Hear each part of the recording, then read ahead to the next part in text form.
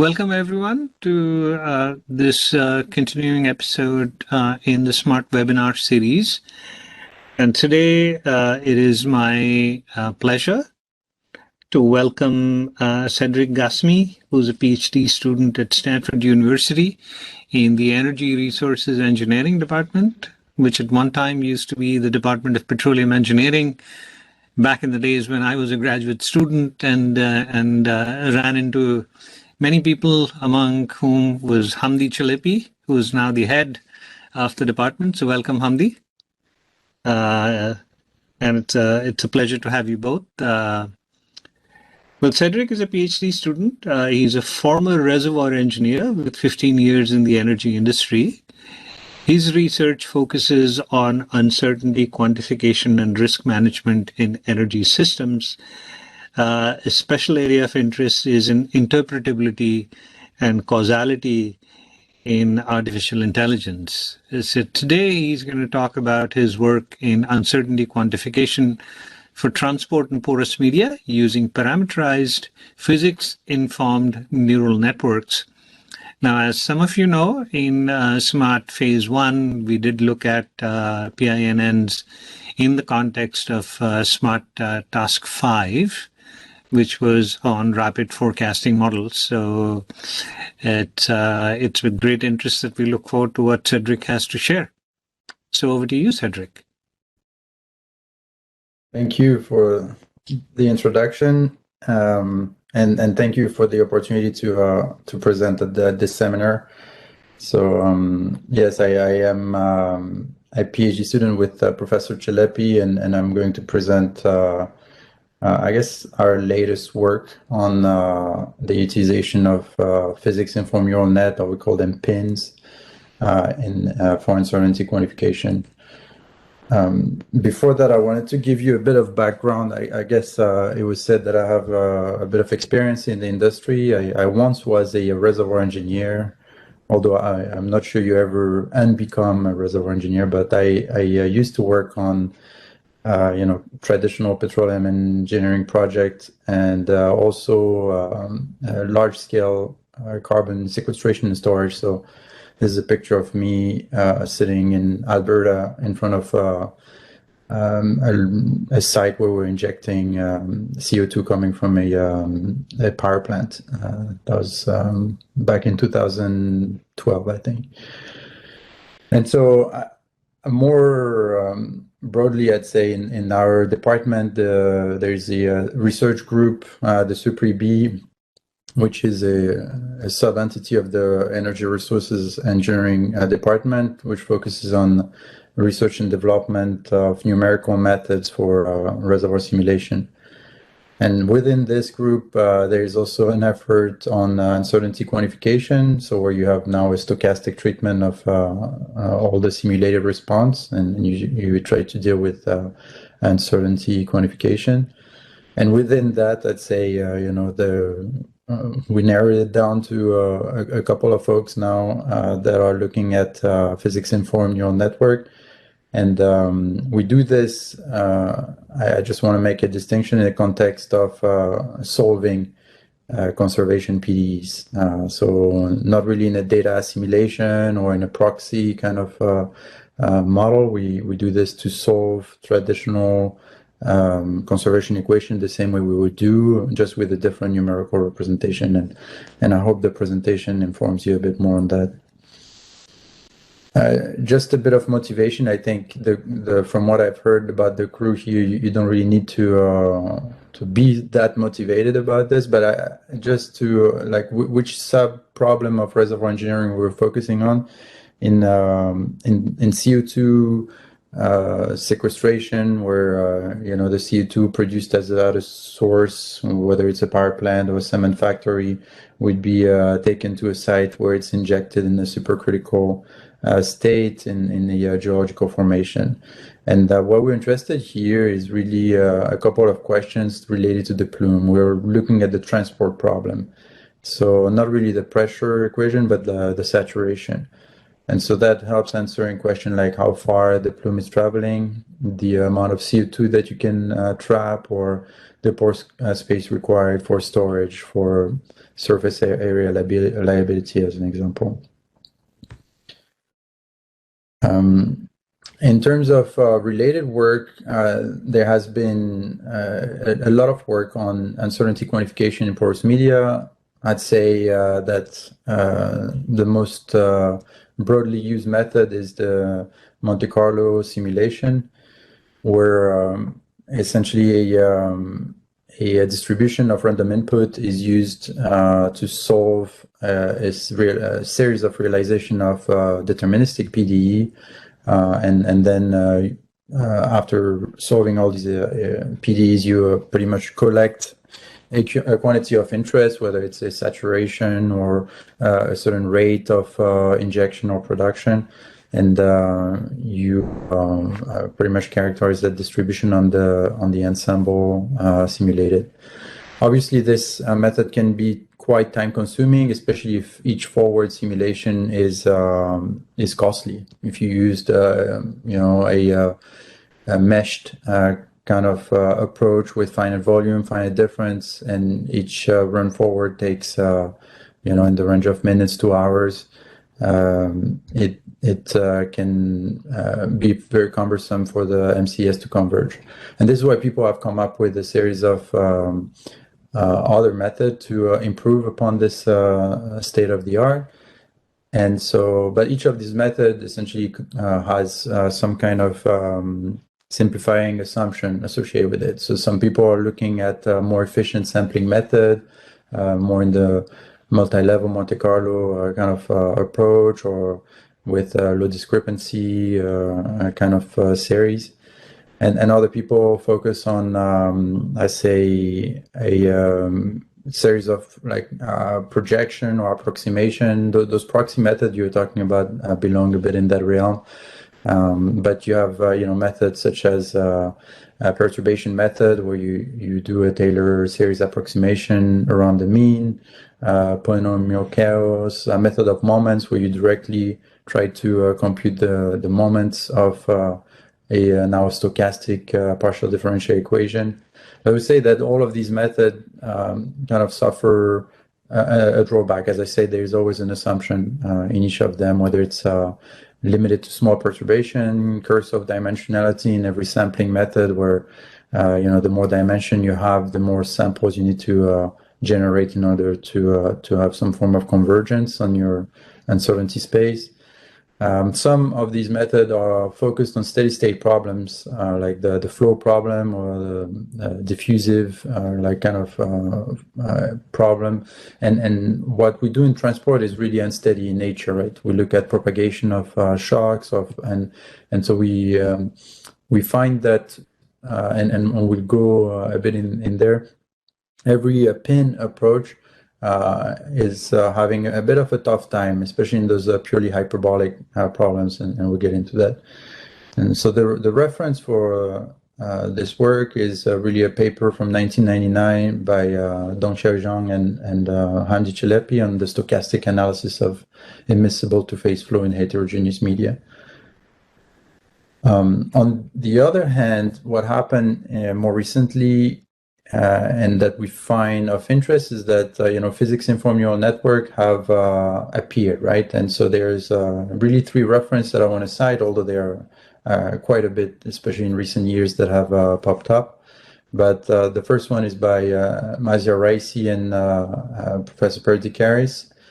And it really lays the foundation of the physics-informed deep learning in a forward context, and people are looking at things like the Berger equation and other kind of conservation equation but in like with a lot of simplifying assumption rules here. Then you have another paper by Nicolas Zabaras et al. And it's a bit like the first series of papers that focus on pins in the context of reservoir problems.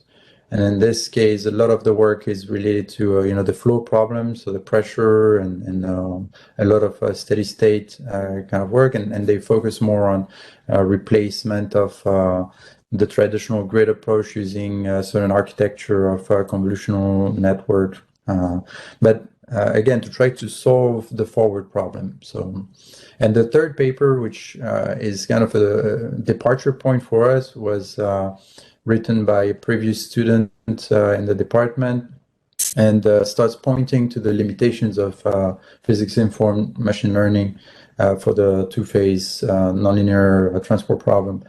And we'll see here what the paper means by that. But before that, just to again lay the foundation of what we're doing, we just try to find a numerical representation that would be, for example, your saturation, and that is parametrized by a series of weights. So, the same way in a finite volume or finite element, you would have a numerical representation which is within a gridded mesh and has like a linear combination of basis functions. You use a neural net, which is a combination of linear transformation followed by nonlinear activation function represented by those sigma. And so this deep neural network, in this case, has space and time coordinate as an input. And in this case, your quantity of interest would be the saturation or the pressure as an output. And so you want to, and this is very important, you want to be able to find that functional form without mesh, without any kind of data to train the network. Okay, so the amount of data that you have access to is exactly the same as when you start a what we call a classical mesh simulation. So you'll have access to the boundary condition, the initial condition, some physical laws, some equation of states, all of these things, but you are not going to sample within the domain during the simulation to try to somehow recover that form. Okay, so this is a purely forward problem. And the problem that we're looking at here is, and it's just, we're going to look at the deterministic form first, and then we're going to the stochastic. But the deterministic Riemann problem is really the problem that I was showing before. The reservoir engineer know it under the Buckley-Leverett name. And so it's a first order nonlinear hyperbolic equation represented here with a non-convex fractional flow term that is represented down here. And the solution is typically characterized by waves, rarefaction, and shock, followed by shock that propagates through time. And so that essentially sets the propagation of the plume of CO2 with time in the problem that I was presenting before. So the paper by Fuchs and Celepi looks at this, and essentially what we have found is that the very vanilla, very naive approach and application of physics-informed neural network to this problem is not able to find a suitable solution to this problem.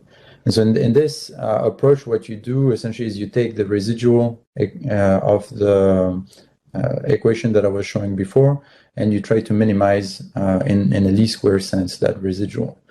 And so you use the whole mechanics of deep neural network with the right optimizers, the right representation, and also all of the tools that are used to facilitate that convergence.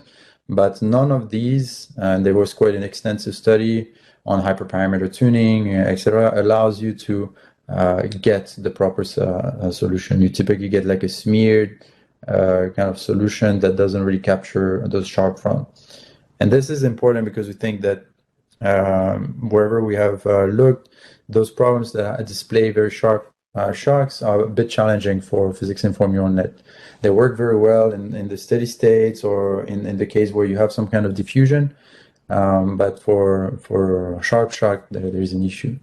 So what we've proposed in a previous paper is to replace that original fractional flow by a convex hull, which is a trick that is being used in the method of characteristics, or an analytical method to solve this problem.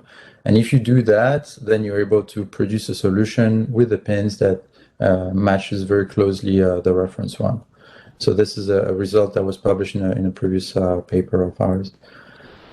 But now what we do is we try to introduce stochasticity to this problem. So now, rather than the original Riemann problem, we have this velocity, this Darcy velocity terms that essentially gives you information on heterogeneity in the media, right? So it depends on a distribution of porosity in your porous media, and so you try to essentially solve the same kind of transport problem with this added stochastic terms. And so why we think that pins have an advantage in that kind of context is because you transform the problem from the original kind of layout that I was showing before, where you have X and T as input variable and your saturation as output. And on the right here, what you see is that if you show this in the time and the space domain, you have that sharp shock here, right? But if you now solve adding that velocity term as an input variable, and if you represent like one of the moments of that, you have now a smoother kind of solution. And so you increase the dimensionality of the problem, but the solution becomes smoother. And neural network, we know, are very good tools to do interpolation in high dimensions. So that's why we are kind of pursuing this this approach, because we think that it carries quite a bit of potential. And so just to compare with the traditional approach, because we think that here you start like kind of challenging the state of the art. The reason is being that in a traditional MCS, Monte Carlo simulation, you solve the deterministic PDE on the prescribed distribution every time you have a new distribution on your random input variable. And so whether you have different shape of distribution, you will have to solve a bunch of forward problems to do that. In the parametrized pin approach, what you do is you train this network once, and I call that training really without, again, using any kind of data, right? What you do is you solve for now in the uncertain space, in the x, t, and in this case, the seepage velocity, the saturation for a uniform distribution of input. And then you can pretty much interpolate in that space, right? So now you can input any kind of distribution that obviously need to sit within the support of that one, but can have any kind of shape, and you'll be able to reproduce that output distribution. And because this training occurs one, and then the inference is pretty much instantaneous, now you start challenging the state of the art, right? So this is just a word on the implementation, but I think it was pretty well explained before. You same story, right? You solve the residual equation that you have here with that v terms, and now you are sampling x, t, and your Darcy velocity. So you're really interpolating in that three-dimensional space. And so here is a series of results. So in this case, I have a Darcy velocity that is following a normal distribution with a mean of 1, a variance of 0.3, and is lower and upper bounded. It's lower bounded because if you start having negative velocities, then your solution starts behaving a bit weirdly.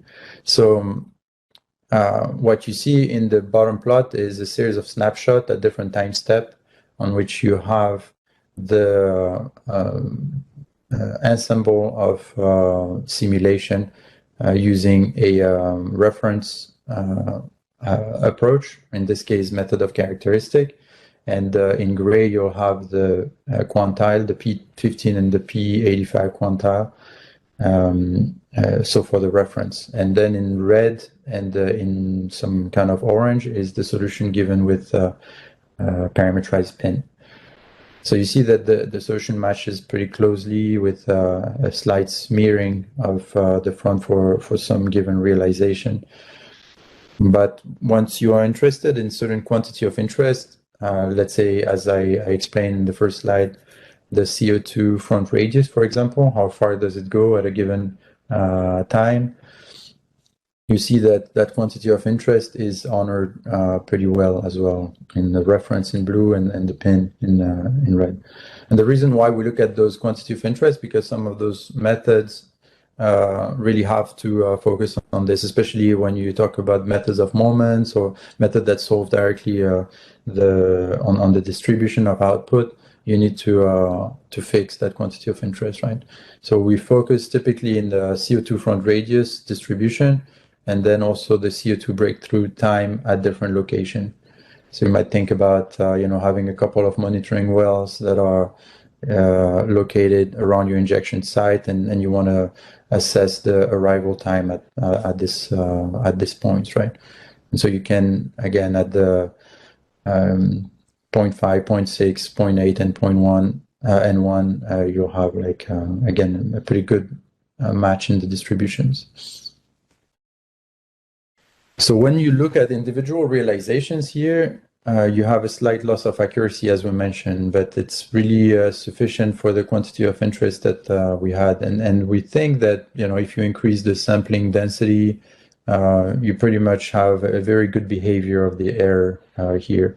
It's just those problems are typically solved a bit differently than, in a traditional numerical approach. You'll typically have a given amount of space on a GPU if you use a full batch, and you'll just maximize the available space in here, and you'll be able to pretty much get the solution for that kind of architecture. But as GPUs are getting larger and larger storage capacity, you'll be able to sample more densely or more smartly if you use a different sampling strategy.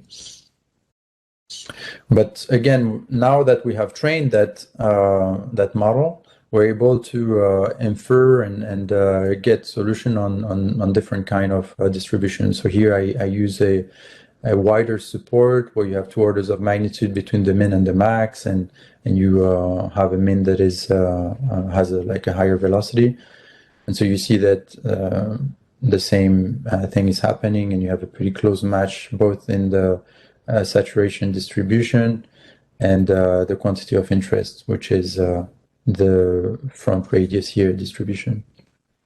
And you can also try more esoteric kind of distribution. So in the case of a bimodal, you see that the pin is able to capture those variation in the mean and in the quantiles as well, and in the quantity of interest, where you have the 2 modes that are well captured of arrival time.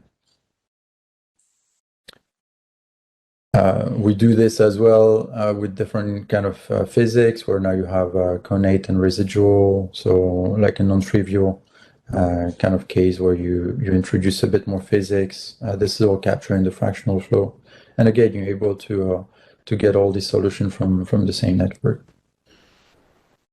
So the problem now is we've been looking mostly at homogeneous media, right? You had uncertainty on the velocity field, but the velocity field was homogeneous on a given simulation, right? And so now we're interested in heterogeneous velocity field, right? So where you have a distribution along your space axis. So VD now depends on X, and you have a certain simulate, like a stochastic process to simulate that velocity.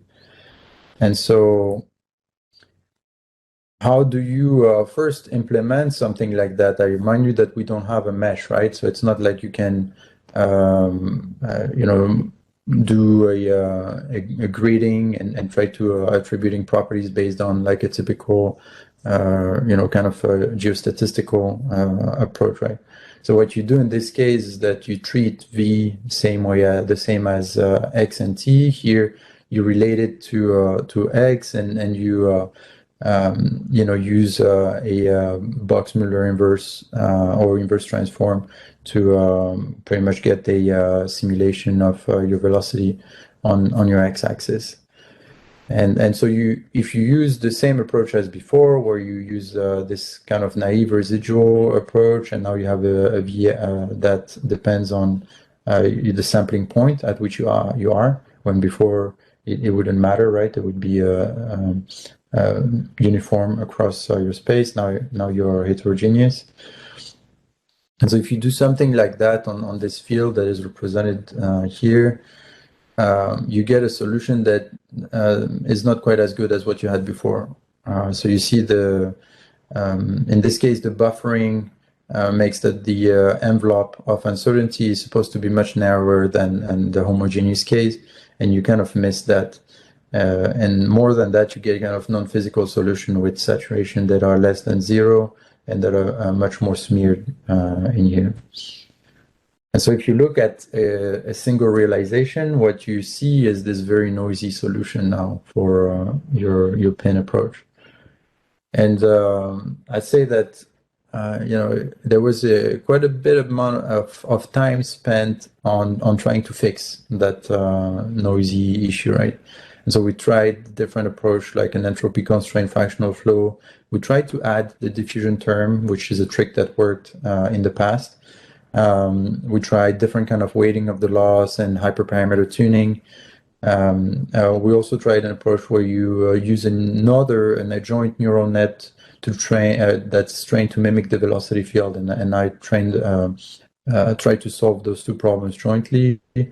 Also adding some integral continuity plane to kind of try to display this information of directionality in the flow, which is important for those hyperbolic problems, right? And none of these really led to any significant improvement.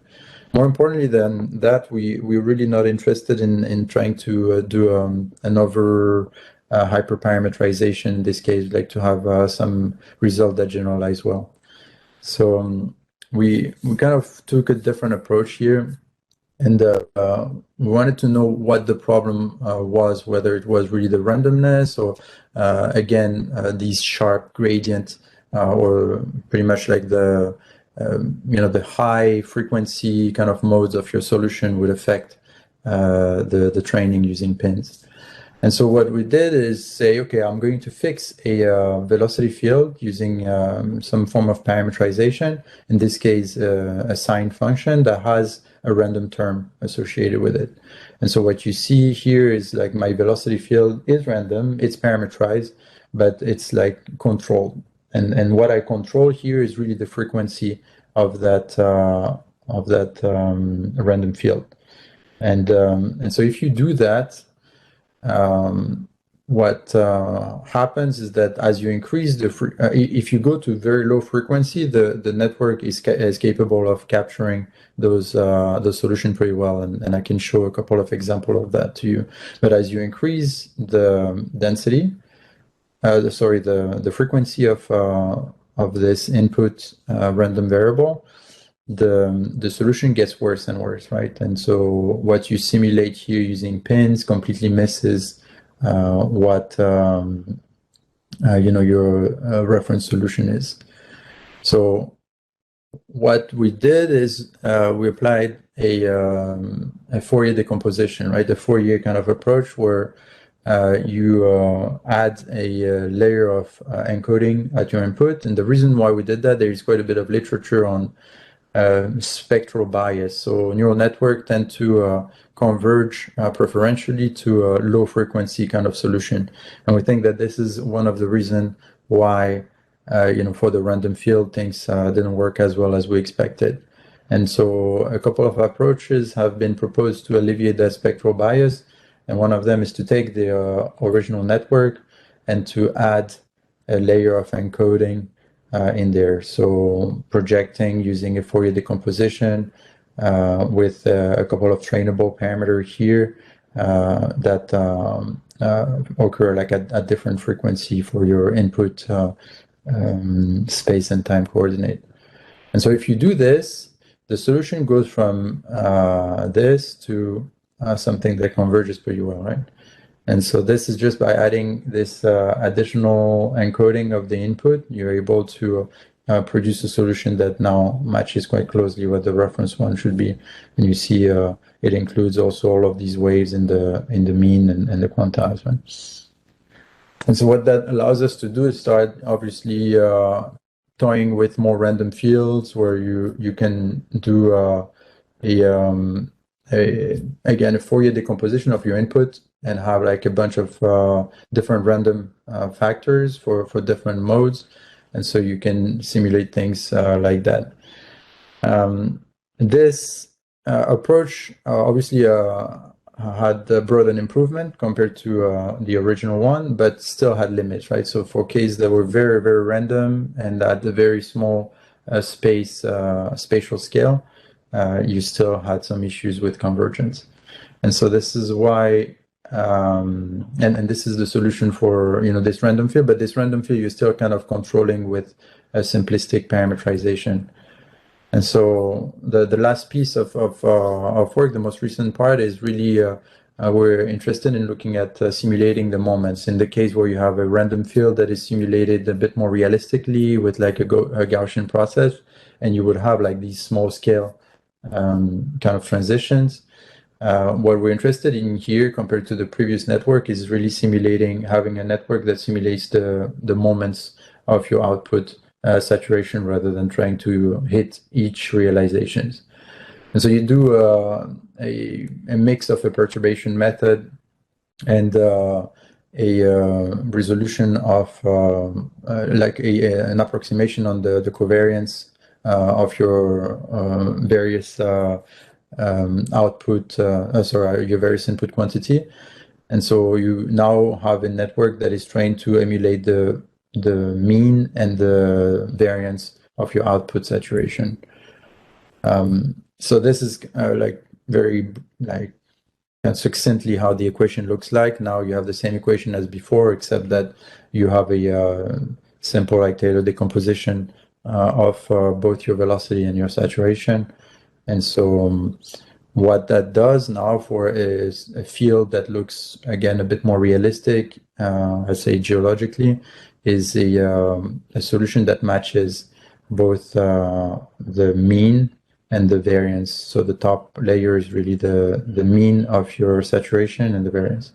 In this case, you cannot recover the realizations, but you have the ability to solve a problem that you couldn't solve before. So in terms of performance, that's kind of one of my last slide. We are, in this case, I think, approaching to a challenge of what the state of the art is.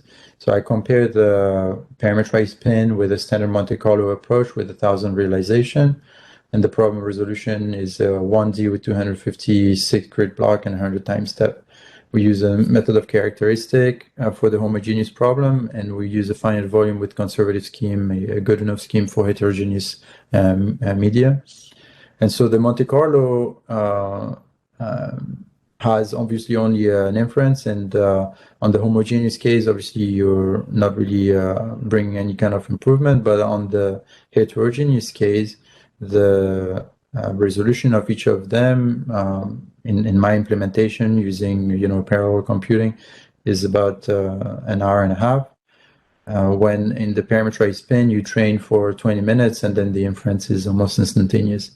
And in the moment approach, and it's obviously even faster because you just solve once almost like a deterministic equation, right? So you solve the stochastic PDE, but just once, and then you get the moments.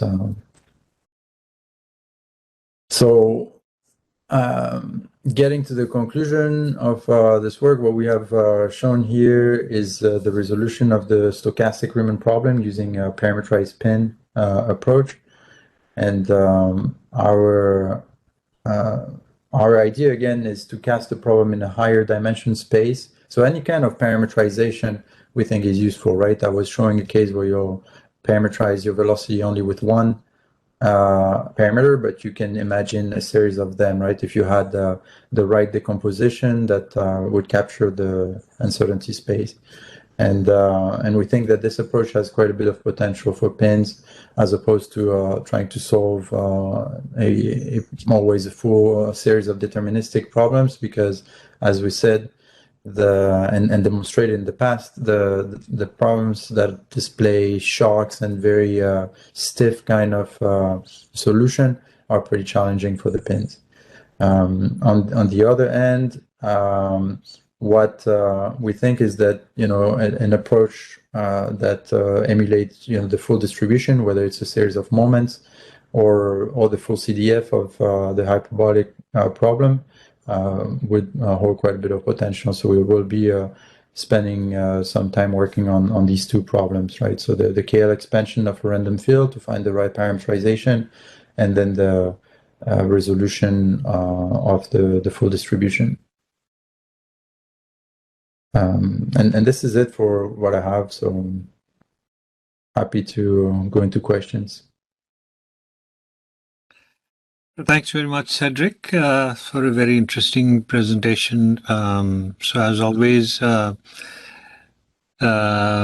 have time for questions, and what I'd like to do is ask all of you to please use the hand button and identify yourself that way if you're interested in posing a question, and then Mia will call on you one by one. So let me get things started by kind of going back to the stochastic groundwater hydrology literature and the works of, Gelhar and others, who are basically using moment-based solutions to the stochastic equations. And this is sort of in a way, an extension to the kinds of problems that we have in multi-phase flow. But the question is, from a regulatory standpoint, do you think it's possible to extend it in a way that that somebody can understand as to how we are at least bracketing the results of an ensemble of stochastic simulations in a computational effective manner? Like sort of putting error bars on the results? Mm-hmm. So you're talking about the CO2 problem specifically for the regulatory? Yeah. So let's say that the regulator is interested in delineating the extent of the CO2 plume. Mm-hmm. And so the question is, that there's a mean prediction and there's probably some uncertainty as to where that plume is in space and time. And the way we typically capture that is using an ensemble of stochastic realizations. But your computational effective, efficient alternative using the method of moments, to what extent can that be presented as an alternative that is easy to understand in a bracketing sort of way? Yeah, that's a good point, right? In the method of moments, you make quite a bit of assumption, and so in this case, you produce the mean and the variance, and with the assumption that your let's say your front radius or your plume radius follows some kind of normal distribution, you'll probably be able to recover some kind of quantize, right? So I used to be involved in those class 6 wells, permitting, and the things that people were asking were really not probabilistic. They asked for like a mean case and had like a series of methods that were validated, most of them based on finite difference simulation, and so you had to be able to provide I guess an accurate rationale behind what was motivating your case, and they were also interested in all other stuff, right, like frac gradient and things like that. I think that I don't know if the regulation has changed. Yes. Oh, go ahead. Cedric, can I jump in here? So the reason why we're using moments as the constraints to compute these networks, not because we're advocating that a moment-based approximation is the way to go. It's just a way to provide a reference for the neural net where the target is a few statistical moments. But our long-term objective is to provide the full PDF solution of the problem using a network. This is an investigation of the ability of a network to model these systems. This is not intended to be a recommendation of using moments with or without networks to actually make predictions. I don't know, does that make sense? It does. And I think I see the trajectory that you have in mind, but you know, at the early stages of a project, let's say you are in the project development phase, and you know that there is some uncertainty, and maybe you have some ways of characterizing that uncertainty. And I think in that sort of a situation, the use of moment type methods may have some applicability. Yeah. And so I think, you know, this is a very interesting direction that has probably not been pursued too much in the CO2 sequestration modeling literature. Yeah, exactly. It is not. But again, Srikanta, our objective is to really go after the full probability distribution function, say, of saturation, so that we can make risk assessments based on resolving tails of distribution. So even in those cases, away from neural nets, moment equations are being used to help close those equations to solve them more efficiently. So just to kind of set the context straight, this neural net stuff that Cedric is doing is really far from where ultimately the solution may lie. It's really in the inception research framework to defend or to find out when neural nets can actually solve forward problems efficiently. Okay, got it. Thanks. Yeah, Mia? Yeah, Palash, your hand is up. Okay, thanks, Cedric, for the wonderful presentation. So my main question is that how we can apply this method for a full field reservoir model. Like I am using SACROC coarse grid and fine grid model. In the coarse grid model, we have around 14,000 grid. And in this study, you have used only 256 grids. I think that's 14 by 14, right, per square? No, just it's a 1D case. So it's a 1D case. So how do you extend this study to 2D or even 3D?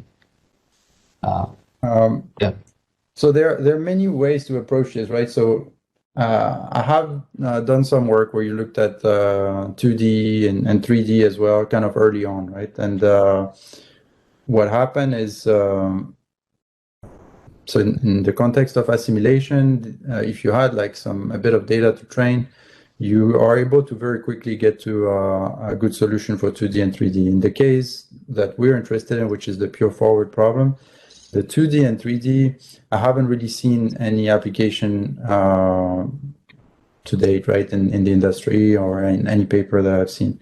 And so the approach here is really to go back to a bit the fundamentals of the physics, right?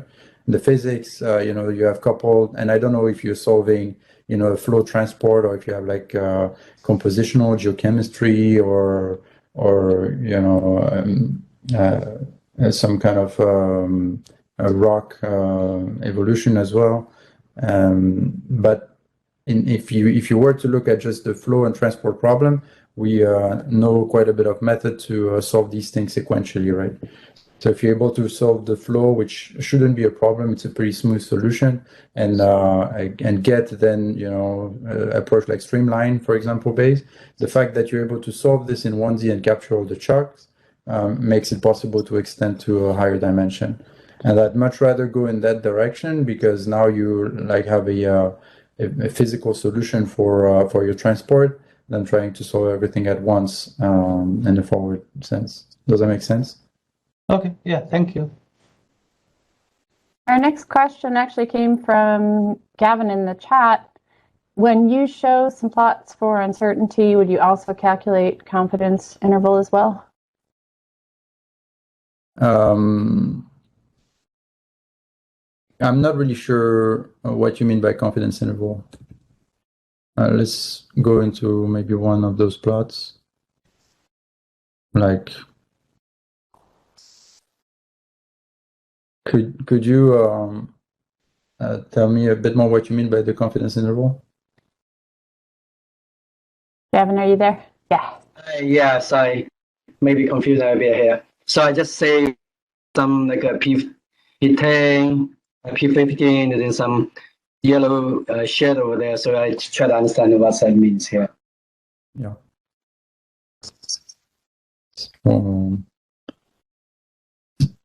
So does that answer your question? The fact that you have very much an envelope of quantiles. So is that what you mean by the confidence interval? Yeah. So that's actually you share the yellow shade over there. So means actually the potential changes from a range point of view. Yes. Like P15 to P85. Is that the same? Correct. Yes. Okay. So just curious, how you calculate that from a statistic way, or what? How you get that? maybe it's still a little bit confusing just to me. So in this case, you have an ensemble of realizations, right? So getting the mean is just the mean of all your realization, and then your quantile is it's really computed as a post processing in this case. Okay, gotcha. So basically, that's realization distributions. Correct. Okay, thank you. Yeah.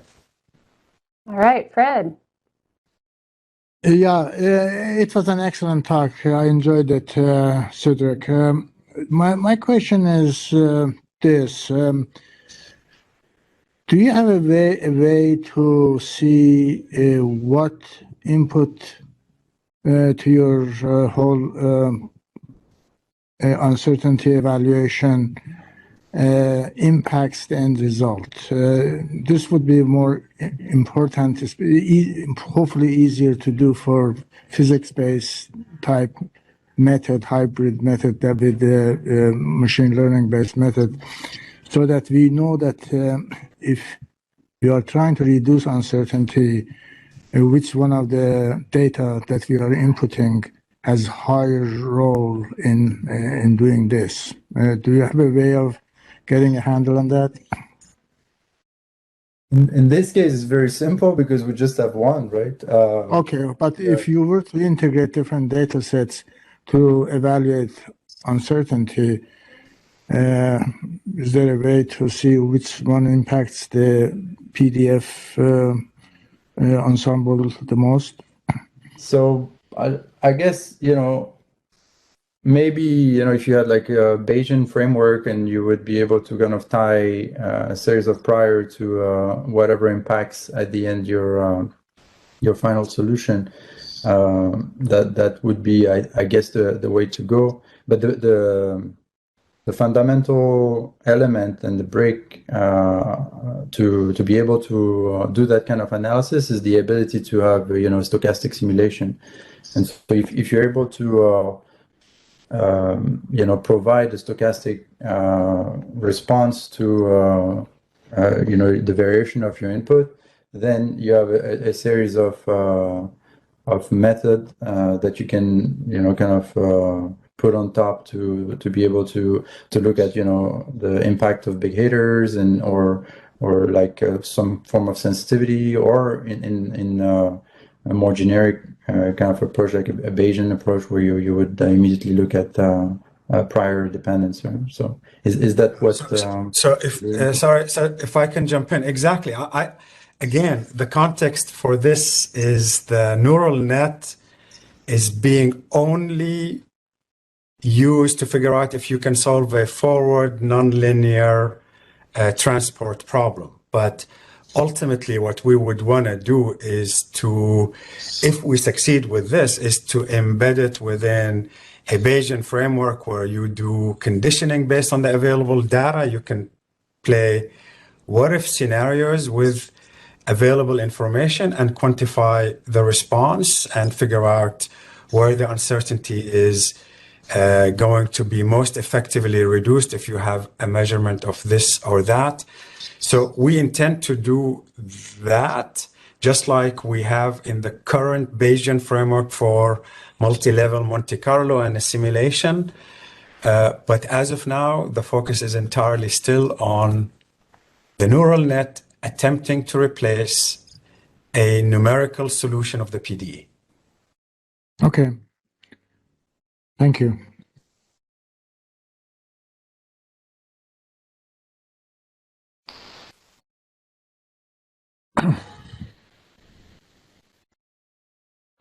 Slava, I see your hand up.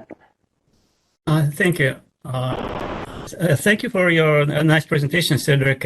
I have one question related to what you were saying, or rather Shrikant mentioned in the introduction, that your interest lies in interpretable AI and causal AI.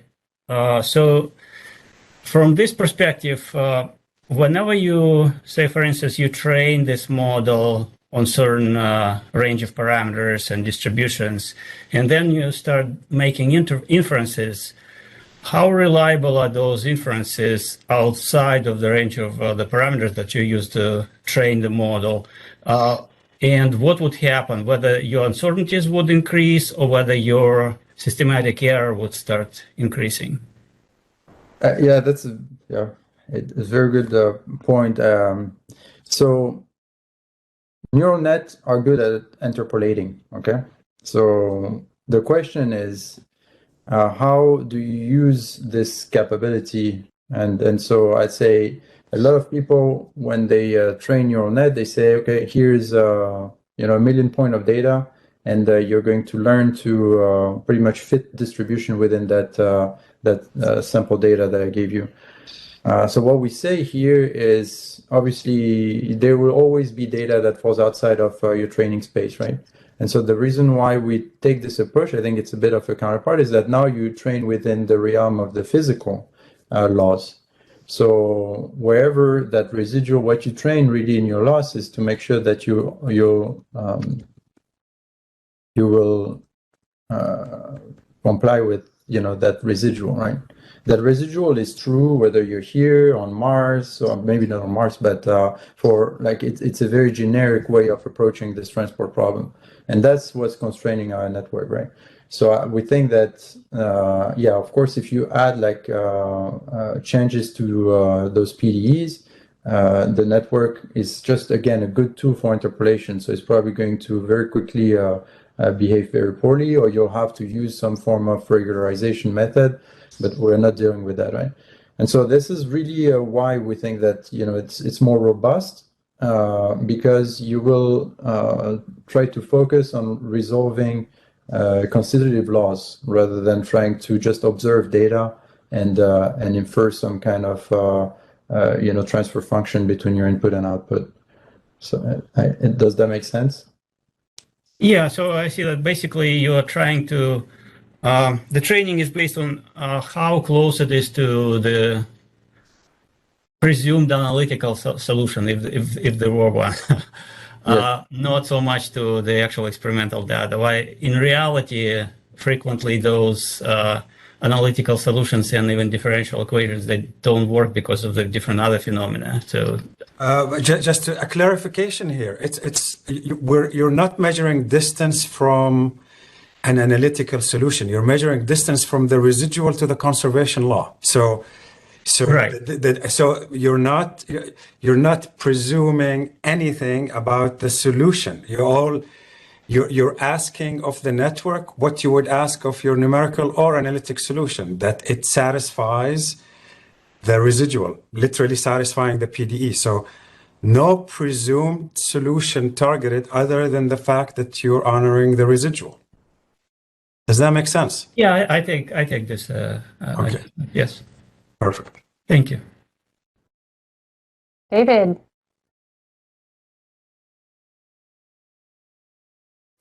Thank you. Very nice presentation, Cedric. I've been following your work for some time. I think it's very interesting, very nice. Thank you. I just wanted to ask about. I mean, this is 1D. I understand this is 1D. How do you imagine if we were going to move in 3D models with the permeability tensors and porosity tensors? Do you imagine that this could also be part of the input of the neural network, or do you think, because and if you do, and if you want to do history matching, how would you make the network not too biased toward the data, given for example, the petrophysical properties are not the right ones for the field? You know, it's a complex issue. So that's my question. Thank you. I think so. That's kind of was the original idea of the research, right? So to find a workflow that would suit very well, you know, what people do in reality, which is typically to constantly history match, you know, the static properties and the petrophysical properties of your reservoir. And so in this case, there's a previous publication where we look at that, right? Instead of having, you know, a mesh where you'll have a distribution of permeability, you can overfit a network to have a continuous form of that permeability. What that means is that now that permeability tensor or that porosity tensor, they are differentiable, right? And so in your Darcy or in like your conservation law, you're able to include that representation as a continuous form. More importantly than that, if you start having data and you say, okay, I now observe certain things, I want to assimilate and integrate more data, you can train that network to include the data, right? So I think that for history matching and for assimilation, it's a very natural way of working. As you said, first, you need to obviously be able to solve the problem in 2D and 3D, but we think that the tough nut to crack in this problem is really the forward problem where you are very data poor.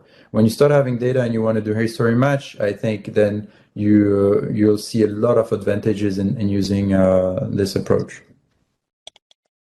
So if I can follow up, Cedric, as well. So this is exactly, I mean, your questions, David, are exactly the questions that Cedric and a few others in the group have been grappling with.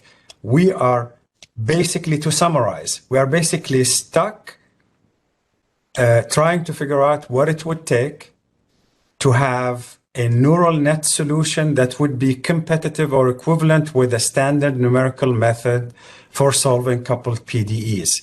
Because we think that once we crack that, the rest of the framework can benefit enormously from all of the advances on data assimilation and network computing and data-rich environments and history matching and so on and so forth. But we are stuck at cracking the forward problem piece of the puzzle. And our claim is that has not been cracked yet. There are lots of claims out there, but we haven't been able to actually use them to solve a nonlinear hyperbolic problem, at least not yet. Thank you. On that note, at the top of the hour, once again, I'd like to extend my thanks to Cedric and also to Hamdi for chiming in with his insightful remarks.